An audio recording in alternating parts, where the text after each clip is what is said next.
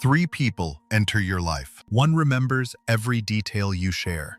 One tracks who owes what. One never seems stressed, no matter what happens. By the end of this video, you'll recognize what psychologists call the dark triad. And more importantly, you'll understand why recognizing it protects your mental health. This is educational psychology, peer-reviewed research. 5 minutes. Let's begin. Meet Sarah. She's a composite based on common therapeutic case studies. New job, new relationships. 3 months in, Sarah feels exhausted, confused, and questions her own memory of events. She's not weak. She's not imagining things.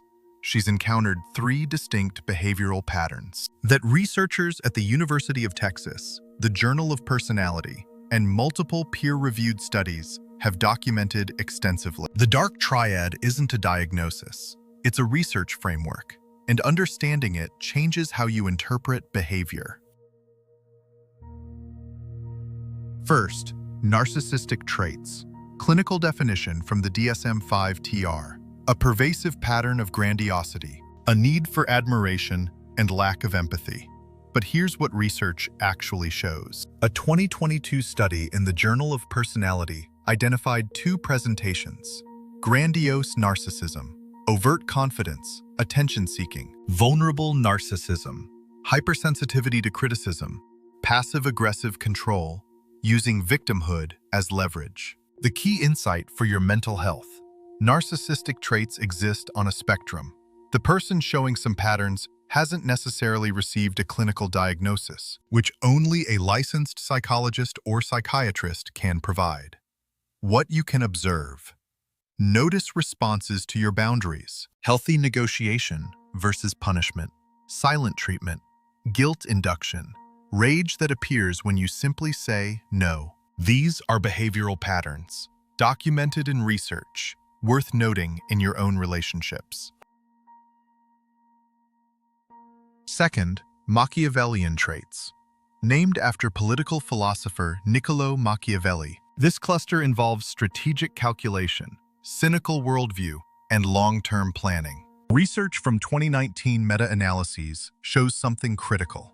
Unlike impulsive behavior, Machiavellian tactics involve delayed gratification. Individuals scoring high on Machiavellianism scales excel at remembering favors, tracking social debts, and timing requests. They often view relationships as transactional by default, not necessarily malicious, frequently a learned worldview from early environments. Your self-protection insight. Notice information gathering patterns.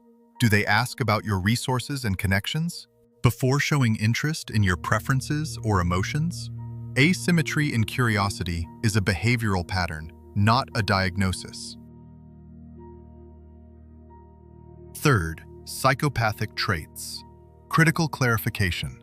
This refers to trait psychopathy, measured on validated scales. Not Hollywood villains, not criminal labels. Neurobiological differences in emotional processing. fMRI research shows reduced amygdala activation when viewing distress in others. They process emotions differently, not choosing to ignore them. Neurologically distinct activation patterns. This creates predictable relationship dynamics. They describe significant events, breakups, losses, conflicts, with affect similar to neutral topics. Words match context. Emotional resonance doesn't. Again, this is neurological patterning, not evil, not dangerous by default, but creates specific interpersonal outcomes. Here's where peer-reviewed research becomes practical. A 2019 meta-analysis found dark triad traits share a common core: callousness and manipulation. But they express differently. Narcissism seeks validation. Machiavellianism seeks utility. Psychopathy seeks stimulation. The clinical relevance. When someone shows elevated traits across all 3, research indicates higher likelihood of exploitation patterns, not violence. Systematic testing of boundaries. Your takeaway isn't diagnosing anyone. It's recognizing when your boundaries are tested and when your mental health requires professional consultation or distance. You're not a clinician. You're a person protecting your well-being. So what does psychology research recommend? First, documentation.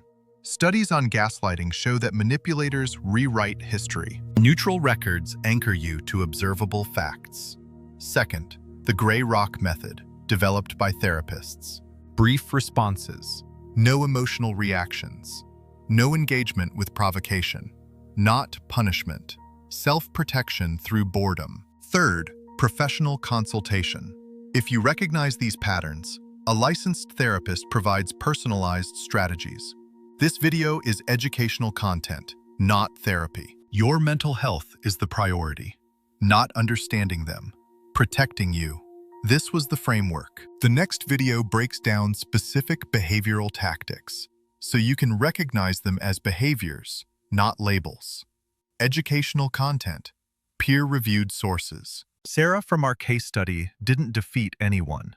She learned to trust her observations and prioritize her psychological safety. That's the goal here. Not winning against personalities, protecting healthy ones. Subscribe for more educational psychology content for everyone who needs this language.